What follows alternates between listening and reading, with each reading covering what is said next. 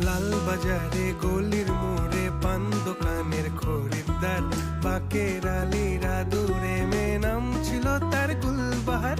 লাল বাজারে গলির মোড়ে পান দোকানের খরিদ্দার, বাকের আলীরা দূরে মেয়ে নাম ছিল তার গুলবাহার। নাম ছিল তার গুলবাহার, দেখতে ভারী চমৎকার, তুলনা যে হয় না তার হোসনে আরা গুলবাহার।